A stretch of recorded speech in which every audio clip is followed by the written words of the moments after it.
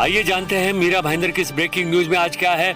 आपको दिख रहे हैं लाखों लोग सड़कों पर उतरे हुए हैं। रोड टैक्स, प्रॉपर्टी टैक्स जैसे तुगलक की फरमान के बाद मनपा आयुक्त और स्थानीय नेताओं का ये बड़ा फरमान, एकमात्र सरकारी अस्पताल को भी अब वो बनाएंगे प्राइवेट अस्पताल और खजाना भरेंगे। गरीब लोगों के बारे में ये जरा भी नहीं सोचा जा रहा है। आखिर मीरा भाईंदर का प्रशासन जनता से किस बात का बदला ले रहा है, ये स्थानीय जनता चिल्ला चिल्ला कर पूछ रही है कि हम वोट देते हैं क्यों और बदले में हमें मिलता है क्या। आखिर क्यों सताया जा रहा है यहाँ की जनता को। लाखों लोग जो इस अस्पताल में इलाज करवाते हैं, इसे प्राइवेट कर देने के बाद उनका क्या हश्र होगा, ये हमने जाना आज की पड़ताल में। आइए वहां जो श्रमजीवी संगठन को जिन्होंने मदद की, साथ दिया और समर्थन दिया, उन नेताओं से हम बात करते हैं कि आखिर इनका क्या मकसद है, क्या नियत है। सर, आपसे सवाल है, ये मीरा भाईंदर में हम पिछले कई सालों से देख रहे हैं, चुनाव से पहले ये कहा जाता है ये 20 लाख की आबादी होने जा रही है, 17-18 लाख, लेकिन सरकारी अस्पतालों की ना के बराबर व्यवस्था, एक खाली उधर मीरा रोड में एक ही है। लोगों को इतनी तकलीफ है, उसके बावजूद अब इसको प्राइवेट करने के पीछे इनकी क्या मंशा है? ऐसे है कि ऑलरेडी जो है यहाँ से उपचार के लिए जो मुंबई में जाते हैं और वहाँ मुंबई वाले मीरा भाईंदर के पेशेंट को इलाज करते नहीं है। ऐसे आमदार लोग को शर्म आनी चाहिए कि ये जो खाजगीकरण जो कर रहे हैं प्राइवेट, ये बहुत गलत है। ये गरीब जनता कहाँ जाएगी? जरा खुद जाके सरकारी अस्पताल में देखे तो आपको दाल चावल का भाव मालूम पड़ेगा कि एक इंजेक्शन वहाँ पर वक्त पे मिलता है नहीं मिलता है। क्योंकि हम जनता की मदद करते हैं, आधी आधी रात को हम लेके घूमते हैं सरकारी अस्पताल। वहाँ पर जब देखता है कि फर्रा मीरा भाईंदर से आया तो वहाँ पर धिक्कारते हैं कि रुको। यहाँ तक कि पुलिस प्रशासन को भी मदद नहीं करते हैं। अगर कोई पुलिस केस है तो अगर पुलिस लेके जाती है उनको भी धिक्कारते हैं। वो मेरा मुंबई महानगर पालिका है, हमारे मीरा भाईंदर महानगर पालिका ने अच्छी सुविधा करनी चाहिए। ये हॉस्पिटल मीरा भाईंदर की महानगर पालिका की है, ये मीरा भाईंदर की देशवासियों की, यहाँ की जनता की है। ये कोई प्राइवेट नहीं है साहब। अगर प्राइवेट ही करना है तो इनको अपने घर में खोले। प्राइवेट अस्पताल तो ये बना ही रहे हैं, सरकारी के नाम पे एकमात्र थी, उसको भी ये प्राइवेट करने जा रहे हैं। तो अब इसको रोकने के लिए क्या करेंगे, इसको ये बताइए। रोकने के लिए अगर हमारी जान भी जाती है तो हम पीछे नहीं हटेंगे। मीरा भाईंदर वाले जनता को मालूम है, जब हम सड़क पे उतरते हैं तो लिए भी गर्म रहते नहीं है। तो ये जो आमदार खासदार जो चुनाव से पहले जो जनता से झूठे वादे करते हैं, उसके बारे में जनता को आप क्या बताएंगे? मुझे एक पैसे का विश्वास नहीं है। जब से चुन के आए उससे पहले से मुझे विश्वास नहीं है। जब हमारे जैसे आदमी ओपोजिशन पे नहीं बैठते हैं तो आमदार साहब क्या फायदे के। तो ये आपका आंदोलन लगातार जारी रहेगा या कुछ दिन के लिए? जब तक हमें गरीबों के लिए यहाँ पर ये सरकारी अस्पताल का निर्णय नहीं लेंगे सीएम साहब, तब तक हमें कंटिन्यू चालू रहेगा। आखिरी सवाल, आपको नहीं लगता मीरा भाईंदर की जितनी जनता है उसके लिए ये एकमात्र अस्पताल काफी है क्या? बढ़ना चाहिए। तो उसके लिए आवाज उठानी होगी। चाइना, जहाँ से हमारी मीरा भाईंदर की सीमा खत्म होती है, वहाँ से लेके चाइना ब्रिज, वहाँ पर खेड़े खेड़े गाँव है, आदिवासी गरीब समाज के रहते हैं, हर समाज के लोग रहते हैं वहाँ। कैसर चेक नाके से लेके पूरा पेंकरपाड़ा, काशी मीरा विभाग, चाइना घोड़बंदर, इतने परिसर में रात रात में जो है दवाई नहीं मिलने के कारण कितनों की बलि चढ़ गई है, जान चली गई है। मनपा आयुक्त कहते हैं बजट नहीं है, पैसा नहीं है इनके पास में। कहाँ से आता है? ये सवाल पूछना है। ये बाकी कामों के लिए जो बजट आ रहा है तो उसमें से कुछ गरीबों के लिए भी ये बजट निकालिए। तो आपकी संस्था इस पे लगातार लोगों के लिए काम करे। सामाजिक संस्था को हमने समर्थन दिया हुआ है, हम उनके 6 दिल से हम साथ में। Thank you very much, thank you.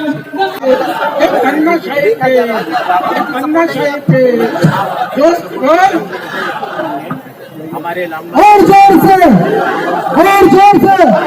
हुकुमशाही पे हाथ उठा के और बोल चढ़ाना।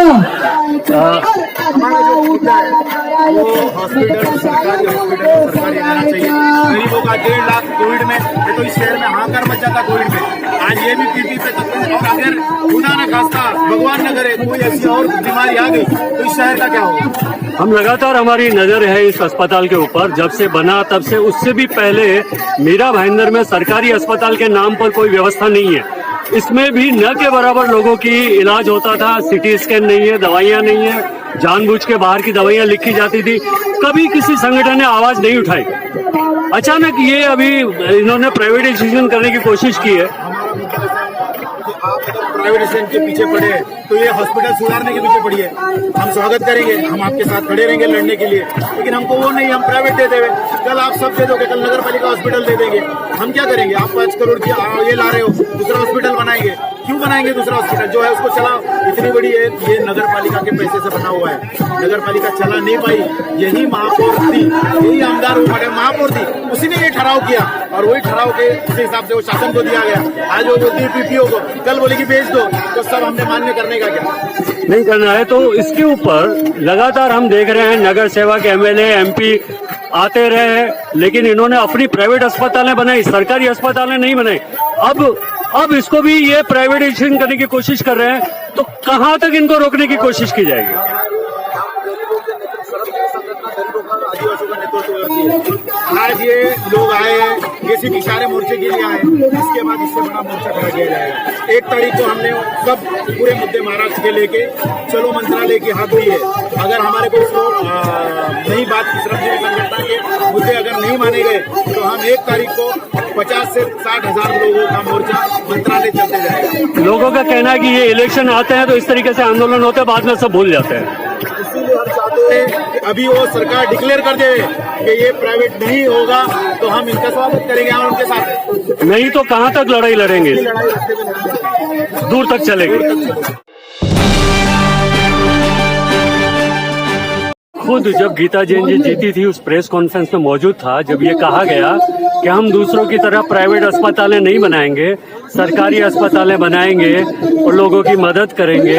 हमारी लगातार उस पर नजर रही। 5 साल में यहाँ पे आम लोगों के लिए क्या किया गया ये शब्द नहीं है कहने के लिए, लेकिन अब ये प्राइवेटाइजेशन जो करने के लिए चले हैं ये तो अति हो गई। मतलब पहले आप इलाज नहीं कर रहे हो, दवाइयां नहीं है, लोगों को मदद नहीं मिल रही है, तो अब ये श्रमजीवी संगठन के थ्रू या जितने लोगों ने आपका साथ दिया है, कैसे इन पे अंकुश लगाया जाए? देखिए, आज ये जो हम मोर्चा निकाले हैं वो पहली स्टेप है हमारी कि हम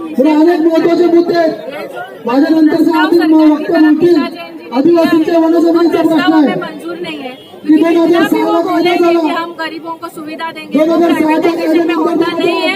ये सबका अनुभव, एक बार प्राइवेटाइजेशन हो गया तो 20% 10 to 20% चैरिटी रहेगी, बाकी सब धंधा चलेगा इनका। तो ये हम नहीं चाहते। जो एक जो हक का अस्पताल है मेरा भाईंदर में सरकारी, वो भी अगर प्राइवेट करेंगे तो ये गरीब जनता कहाँ जाएगी? फिर रास्ते के लिए उनको मरने के लिए रास्ते पे ही रहना पड़ेगा, दूसरा कोई उनके पास रास्ता नहीं होगा। तो इसीलिए हम सरकार को कहना चाहते हैं कि आमदार, खासदार, जो भी जिन्होंने भी उनके पास प्रस्ताव दिया होगा उसमें उनका क्या स्वार्थ है हम नहीं जानते, लेकिन सरकार गरीबों के लिए, सरकार की जिम्मेदारी गरीबों के प्रति है, तो उनका अच्छा सोच के सरकार ने प्रस्ताव मानना नहीं चाहिए। और ये अस्पताल सरकारी जितनी कमियां हैं उस कमियों को सरकार पूरा करे। अगर डॉक्टर्स नहीं है, स्टाफ नहीं है, तो वो स्टाफ उधर लाए, अच्छी सुविधा सरकार को। आज हम देखे जाएंगे तो केएम रुग्णालय, भगवती रुग्णालय, जेजे रुग्णालय, ऐसा सरकारी अस्पताल है, वहाँ पे कौन जाता है? अमीर तो नहीं जाता और गरीब जनता जाता है। तो इसलिए मीरा भाईंदर में ये जो एकमेव सरकारी रुग्णालय है, ये सिर्फ मीरा भाईंदर के लिए नहीं है।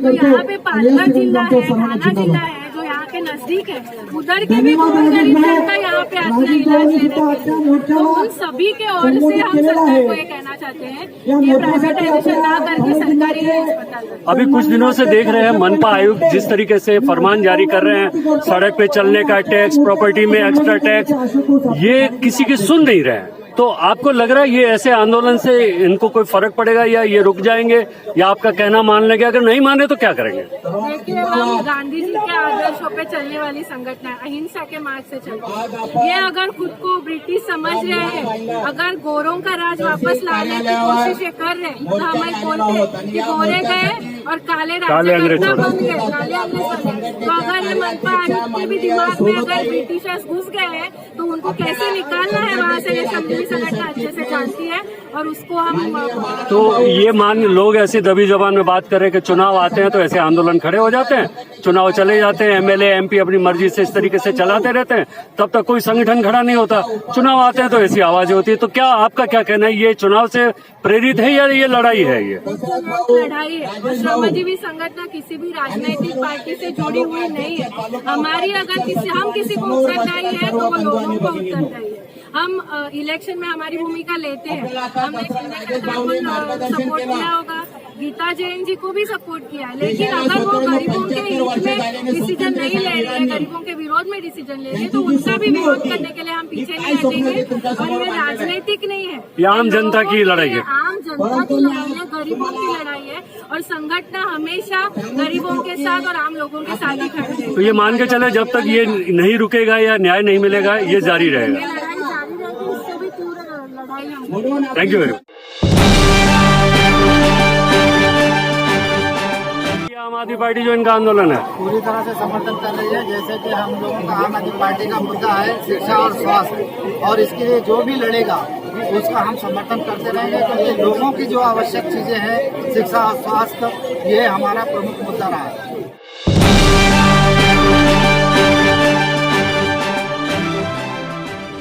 मुद्दा जो जनता का जो पैसा यहाँ पर आया है वो पैसे को अगर यूटिलाइज करके प्राइवेट हॉस्पिटल में देंगे तो जनता कहाँ जाएगी, ये हमारा मुद्दा है।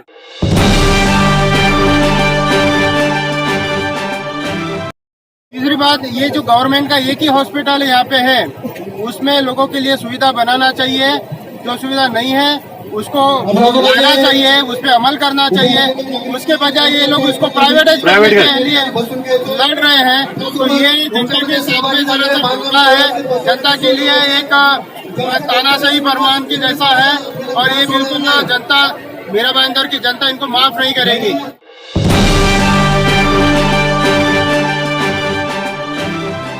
ऐसा था जहां गरीब लोग जाके अपना छोटा मोटा इलाज, क्योंकि यहाँ बड़ा इलाज का कोई सुविधा नहीं था। अगर एक सोनोग्राफी भी अगर देखा जाए तो ये लोग यहाँ बराबर नहीं करते थे। इसके लेके आप जो है आम आदमी पार्टी इस संगठन में मीरा भाईंदर के जनता के साथ है।